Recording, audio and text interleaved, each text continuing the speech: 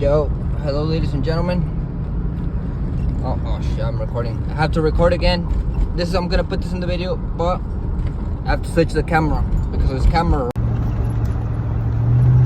Hello ladies and gentlemen. Like I said, I was flipping the camera because you can't flip it on camera for some reason when you're recording a video, which is weird. You should be able to. Like right now, if I want to record the camera, if I want to record it on the other side, I gotta go like this instead of just flipping the camera over, right? With like on Snapchat. But today's drive talk, first and foremost, I think I'm gonna have to record another video because look at this. I don't know if you guys can see this right here. It's gonna be flipped, but it's obviously. Oh, and I'm gonna show you guys right now the other hill. I like driving through here whenever I like to drive slow or reflect, or I got an extra time like today that I don't got to hit the boxing gym. I get to go through the back roads, right? But today's drive talk is I gotta go over today's trades, which I totally blew my trading plan today, right? The first, it was all on UJ, but I got emotional after the first two trades I took. I started getting emotional and getting in, and then saw price go against me right away, and then I got out, and then I got back in on the other position, like on another bias of the trade on the same pair, USD/JPY. We're gonna go over that today, right? The first position was USD/JPY. It was longs, and then price broke below, and then I got into shorts, and then price faked me out. It didn't fake me out. I thought it faked me out, right? If I would have just said and forget my second trade, I was right. The original bias was actually the sells, and the first trade was wrong, and I was fine with that, right? But I got out of my sells because I saw price almost hit my stop loss, and then I got into buys again, and then as soon as I got into buys, price melted, and then I got out of the buys, and then I got into sells, right? So I had already 3 losses already for the day. And then I got into another sell right at the end. The fourth trade, I got into sells again. And then I over-risked on that trade on both my $100 challenge and the 50K challenge account. And I realized that since I over-risked, I think I popped like a 10 lot on the 50K challenge account. If price would have literally gone 20 pips in drawdown, I would have blown the account. Even 10 pips in drawdown, I would have blown the account. And I was like, holy shit. I realized that as soon as I got into the trade, and I realized it, and I was like, you know what? I'm getting out as soon as price hits break, even if it does. If not, I'm gonna fucking take it like a man and just I command the energy for that. So wherever it's at resting, I command it. If not, I was just gonna have to deal with the fact that I blew the fucking account. But thankfully, price came back into my direction in my entry, and I was able to get out a break even, right? Because that trade I was not even supposed to get in. That trade was totally emotional trade. I'm only supposed to take 3 trades a day, every day for this whole year, right? And I failed that today. I took it, literally it was my first failure of the year. But I'm grateful for that because obviously at least I didn't blow my account. At least I get to still trade tomorrow. At least I don't have to shave my head anymore, at least for a good while, right? I gotta let my hair grow, but for that I have to earn it. So we're gonna go over those trades today. And as well, I gotta hit leg day today, so I'm gonna record that. I'll record that and probably post it in the same video. And also another thing is, right now that I wanna add this to the drive talk bucket. I went to go wash my truck, right? I'm gonna literally have to flip the camera over, and I went to go buy some. So as I was finishing washing my truck, as I was finishing washing my truck, some guy, like, not some guy, dude, I didn't ask his name, but he was around in his, I'd say in his 70s, 80s, and senior citizen, right? He was speaking Spanish, me habló en español.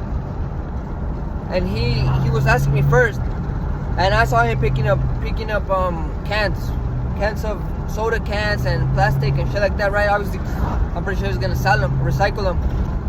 But he asked me if I knew where they were hiring, And first of all, he asked me where I worked, and I told him where I worked, and he asked me if they were hiring in my job, and I told him that I didn't know, but if he gave me his number and his name, I would write him down, so that eventually, if they were hiring, they could give him a call. And then after that, he asked me for money for a drink, right, for a soda, and I gave him $5, and I think I had like a piece of candy that I was not gonna eat, but I bought at work because to not make the guy at work feel bad. But even though I didn't eat it, but I guess now I know why I bought it, because obviously to give it to that guy, because obviously I'm not supposed to be eating no fucking sugar that is not fruits, or only fruits. What the fuck? And obviously I could eat sugar only on one day of the week. I think I had said only one day of the week, but even then, on that one day of the week, you don't want to eat it anymore, because literally. But back. That's a personal challenge, right? And everybody should stop eating a lot of sugar, right? Don't stop drinking soda for sure. All of us, everybody knows exactly what they're supposed to be doing, right? I got my personal goals. Everybody has their personal goals, right? So I gave him $5 and I gave him the candy bar. It wasn't a candy bar. It's if you know what, it's peanuts and covered it like in like melted sugar. It's a Mexican candy, right? I forgot what it's called. And I gave him that, and he got so happy, right? Because I guess it reminded him of Mexico or whatever. And then as I'm going home, as I'm entering these back roads, I see a lady selling mangoes and oranges, naranjas, and she was also there by herself, just sitting down. I was like, you know what? I'm gonna buy her some too as well. And I have them right now in the back of my bed. I don't know if you guys can see. And I put them right there because obviously I'm not supposed to be eating cookies. I'm not supposed to be eating cakes. I'm not supposed to be eating fake sugar, processed foods, all of this shit, right? But I'm allowed to eat mangoes. I'm allowed to eat fruits. I'm allowed to eat strawberries, blueberries, bananas, all of this shit that we were supposed to eat since we were cavemen, right? Back to my point is, the original point was, if you can help somebody out, do it. If you could lend somebody out a hand when you have extra on your plate, if you could give somebody else, do it.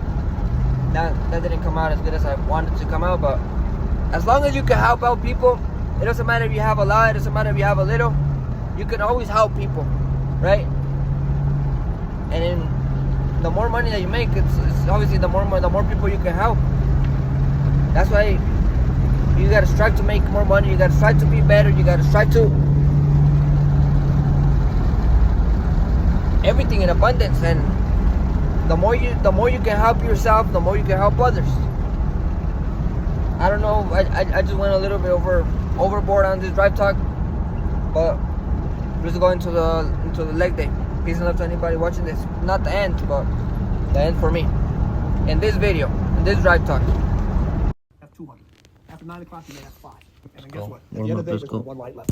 Maybe 2, yours and somebody else's. That person's as fucked up as you are.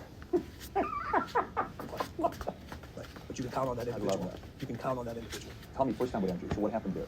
So how did you connect with MJ? How did you get to the point where MJ? This is how it really started. So I sent letters out to everybody in the Chicago Bulls organization, all the players. But you have to be a historian of basketball to really know this, and you may not even know this because of your age. There's a player on the team named Brad Sellers, little skinny kid, 6'11", out of Ohio State. So I was like, okay, kid's got some talent, need some help physically. Maybe I can target him. So I sent letters to all the Bulls players, except Michael. Why did you do that? I'm a young kid. He doesn't need any help. He's going to be great. He's going to be all that. I get one phone call back. Guess who's phone? Michael.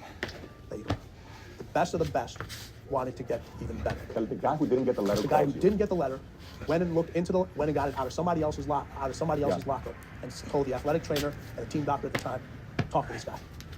So I met with the athletic trainer, who was Mark File at the time. I met with the team doctor, who was Dr. John Heffron at the time. Long interview process. They asked me all the questions, from a medical standpoint, from a training standpoint, to know if I knew what I was talking about. And I had to do the process again, and I had to do the process again. Then I get a phone call, and they said, hey, Michael wants to meet you after practice. So you still haven't met Michael? I've still not met Michael, okay? So this is in December of '89.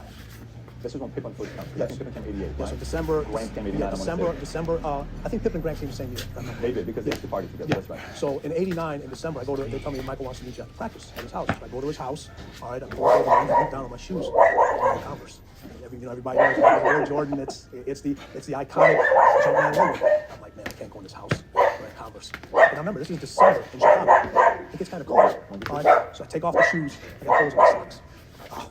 I said, all right, I can't have this guy. So I take off my socks too. I knock on the door. He opens up the door, and the first thing he looks down, he goes, I said, Michael, hey, real clean house. I want to take off my shoes and socks and leave them out here. He said, okay. So I come in. I said, introduce myself to him, tell him my background, tell him what I've studied and so forth. And he goes, all right, how can you help me? And I go through all the process of how he's had these nagging injuries and why he's had these things and what we can do to alleviate these things and help him, feel better and be allowed to perform at a higher level. And he just goes, this just sounds too good. I said, no. I said, this is actually, I can lay this out pretty much. I said, I can tell you how you're going to feel in 24 hours, how you're going to feel in 48, 72. This is exactly what's going to happen. Right? And Are you guys the same age? Are you? We're pretty close. I think I always lost count. I'm either 52 or 50. I'm a 64 baby. Okay, and Michael's 62, so he's 2 years older than I am. So you're still younger than him, I'm still and young. he is listening to you. Yes. Okay. All right. Age has got nothing to do with Some cats say, well, this person's older than That's me. a warm-up. No, age is you have a closer. This is my second attempt. At first, I said one. Results as long as you give them a game plan and crazy. as long as too many variables are thrown at them. Okay. Then you have a cleaner. The cleaner's going to get you that end result over and over again. And this is key. Elevate everybody around him. He's going to raise, he or she is going to raise their game. And he's going to deliver that result numerous times. Not just one. No matter what's thrown at them. No matter what variable is thrown at them. They have the ability to focus. No matter what variable is thrown out there. No matter what variable is thrown at them. Okay? Yep. And when we talk about sports, okay, you see all these individuals, they've got to deal with injuries, they got off court, they're human beings just like everybody else. But the cleaner never brings that stuff to work. Never brings it to work. Once they step on that football field, that baseball diamond, the soccer field, basketball court, it doesn't matter. It doesn't matter. You have individuals when you see somebody's productivity at work fluctuate up and down, right? It usually has nothing to do with what's going on at work. Usually what's going on in their personal life. What an incredible item to cover. Okay, and they bring it to work. Yep. Cleaners don't bring their personal shit to work. Yep. They don't. Right. Michael has Can you learn that, or is that something that you either? all of this can be learned. All 13 of it. All of this can be learned. Okay, and we talk about this in the relentless system. How you're not born with this. This is something that can be learned. But what happens is everyone's going to hit adversity. Yep. Okay, everyone's going to hit adversity. It's how you deal with that adversity. And the key word is you. Not letting somebody else deal with that adversity. You have to deal with that adversity. And how you deal with it. Are you going to fight through it, or are you going to curl up and just roll over into the corner? It's going to pretty much determine how the rest of your development from a mental standpoint is going to carry you. People talk about this. People talk about this all the time. Losing builds character. Okay, how much fucking character do you need? Seriously, all right. You want to keep losing. Listen, I'd rather have a person win who has a little bit of character, okay, who's a little nuts, than a person that loses all the time and has got great character. At some point, you got to start winning. You can't always look for other people to help you. Other people got their own problems. They got their own shit they got to deal with. They're trying to achieve their own goals. They are willing to assist, but after a while, okay, if you constantly looking for assistance, constantly looking for help, it's on you. Your failure and your success is on you. And it's not just that you have control if you think about it that way. I mean, if it's external, you can control external. If it's internal, you can control all these. So, Tim, how about I cover some of these 13 of how clean you think, and then so we can kind of address this. So here's what you got. Cleaners, you keep pushing yourself harder when everybody else has had it once. You get into the zone, you shut out everything else, you control the uncontrollable. It's all about clarity. It's all about clarity. Okay. The zone is about clarity. That's all it is. It's about the individuals that can block everything out. That can not only do that, see. Okay, so you know what? You hear this about how many times have you watched sports and they say the person's thinking too much? Stop thinking. Stop thinking. Just go out and play. Well, what happens when you tell an individual to stop thinking? What's the first thing they do? They start thinking. Exactly. Do you know how many hours and years of preparation go into not being able to not to think about something? It takes. That's the whole thing. Okay? No, that's the point. Okay, listen. My instincts trust me. Give me the ball. Let's get the hell out the way. I'm winning this game. I'm winning this game. But that game-winning shot wasn't made there. It was made many years before. In the dark gym, by himself, with somebody rebounding the ball, whether it was me or somebody else, shooting that same shot over and over and over and over again. Saying, no, if I get to this spot, I don't care if there's 10 hands in front of me. If I get to this spot, the shot's going in because I've done it over and over again. And we see it over and over again on commercials now, everywhere. That's clarity. Yeah, clarity. Obviously, he had it at the highest level. Okay, so the third one, we got, you know exactly who you are. You know exactly who you are, okay? The key that one, your obligation to yourself, okay, has to be greater than anybody else's obligation to you. What does that mean? Okay, you get so many people that want shit for you more than you want it for yourself, okay? Your obligation to yourself to be the best, to achieve the highest level, has to be greater. The pressure you put on yourself has to exceed anybody else's pressure that puts on you outside.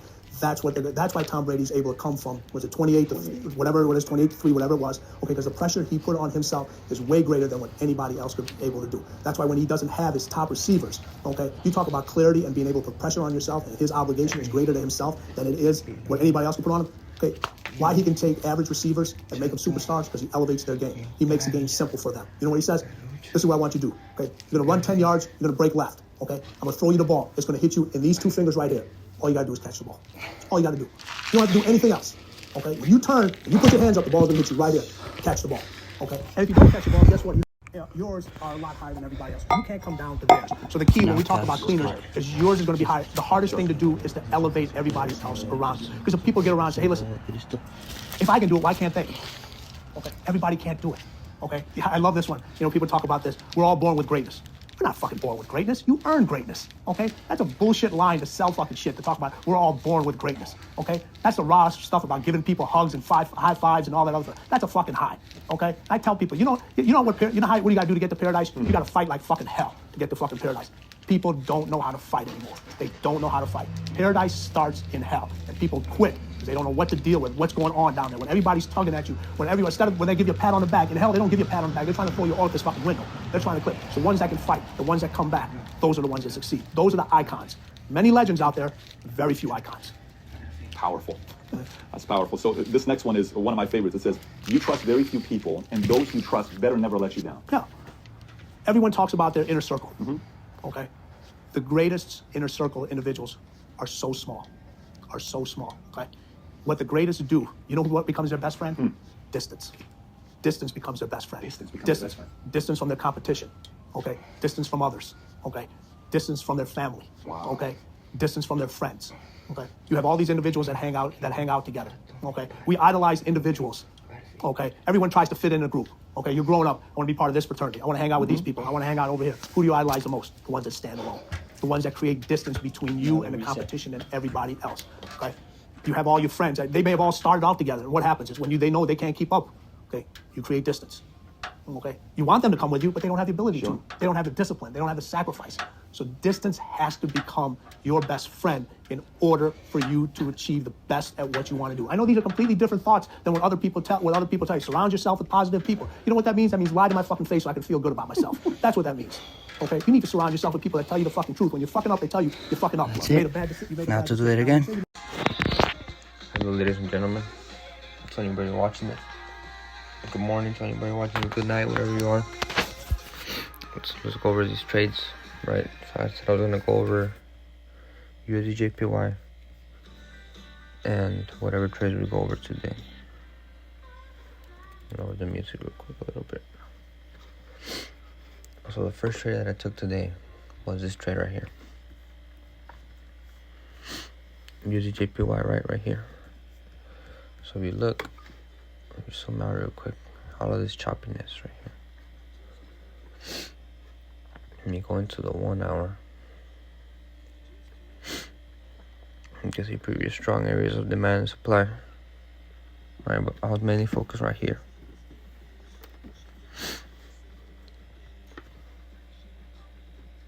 If I could delete this real quick. So I was looking right here. Areas of previous supply turning into new demand. It was obviously it was respecting somewhere right here. Obviously until it showed no strength. And the moment that it showed no strength, I got into sells. And my sells were right. Obviously, I knew you were either going to have strong buys here or strong sells, right?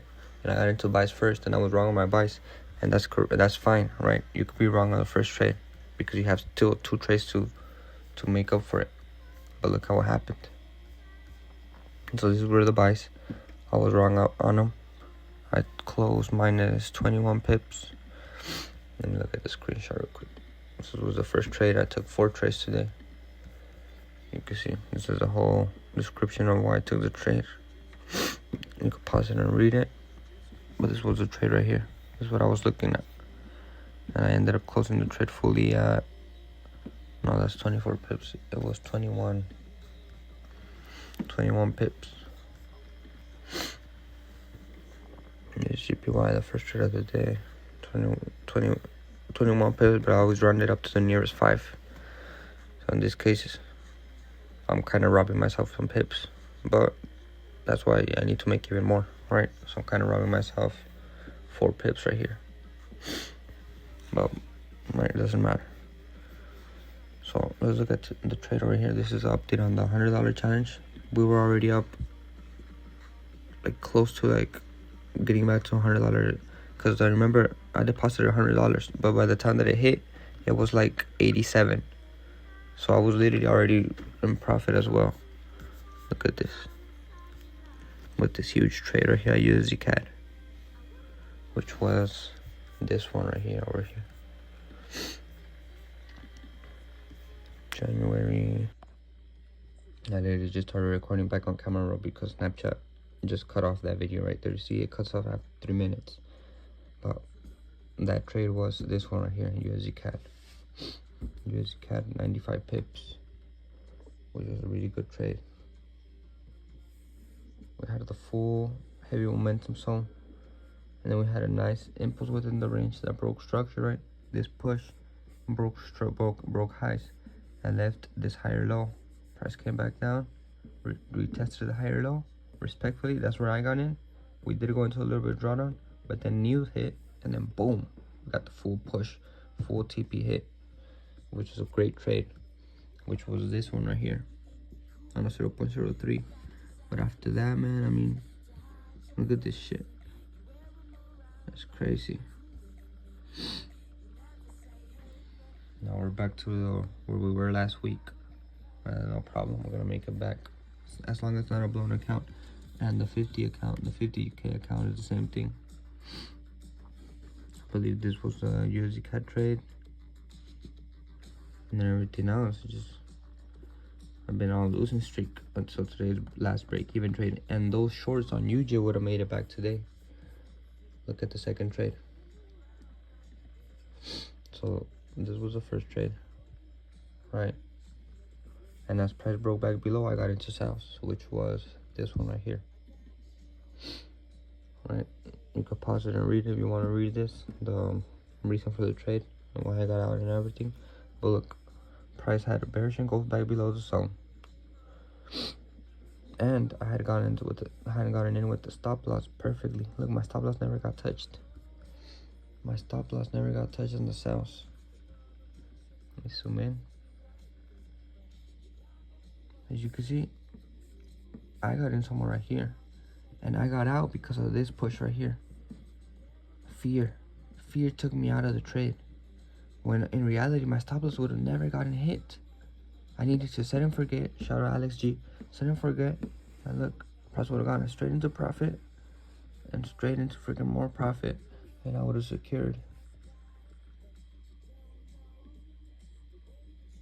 I would have secured 40 pips before price would have retraced back to entry, not into stop loss, and then melted again during Asian session.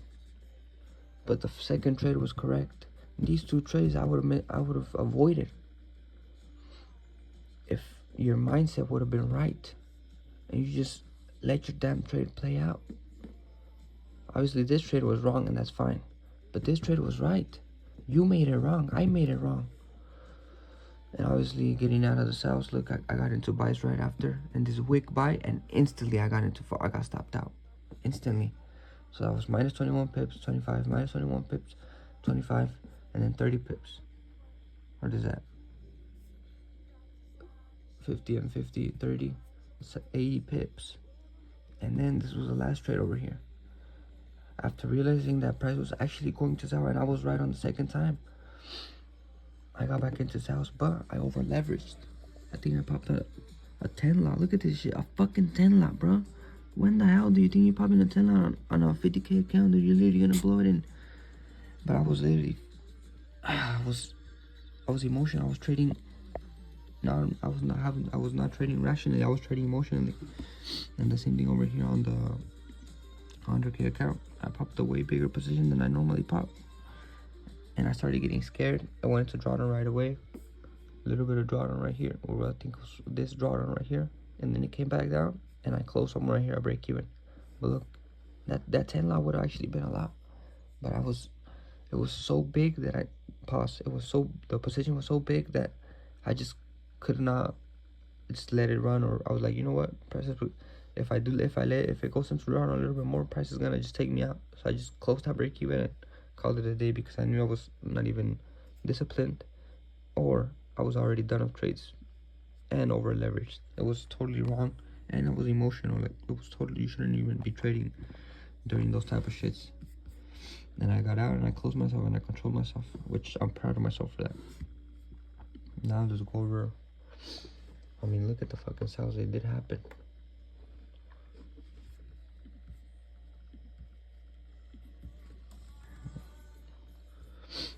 Look at this shit. Made me feel some type of way, but I was right about the direction, but I was wrong about the trade. Look, the full move happened exactly as I predicted it. Look, we even got the first push, and then we came back to stop out the original sellers, and then we got a second entry. You could have gotten in here, secured, set stop loss, a break even, took in profits, got them back in, you got another entry, boom, 2 trades right there. And I missed it. Well, this trade I missed it because I was working out during this time. And right now price is looking like it's gonna come and stop out the sellers again. Something like this. And then possibly we're gonna get another trade here, back down, or we're gonna break above, like supposed to here. And we're gonna get the bullish, the higher low above, and the bullish engulfing candle above. We possibly get buys. If not, we're gonna get test and reject sells again. And then another setup I was looking for was USD CAD.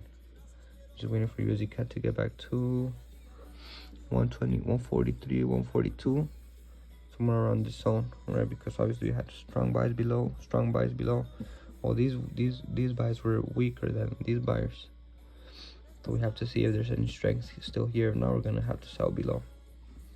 And then for GBP USD and GJ, GBP USD has been flying, dude. It already switched buys. I believe we were bearish for the Sunday markup. Monthly bearish, weekly bearish, daily bearish. I believe the daily and the H4 are now bullish. Look at this shit. You see? Look at that shit. We're above 123 and 123,500 already. And let's see how the daily closes. In 11 hours. Holy shit, I still got a while. I think I'm bullish engulfed. I mean, the H4 bullish engulfed. So I definitely see price continuing to fly up. Maybe it can give us a higher low to continue. If not, it's gonna continue flying. And then GJ similar thing. I definitely do see GJ flying all the way to 196. If anything, this supply and demand zone would be a nice TP1 before a big push. Alright, because we have this strong supply here. It could possibly act as a strong supply again, or we could break above and act as demand and continue bullish. So actually I'm gonna set an alarm here, just to watch out price for whenever price gets there. Alright, so that was the trades. Peace and love to anyone watching this. I command you health, wealth for you and your entire family. Back to work.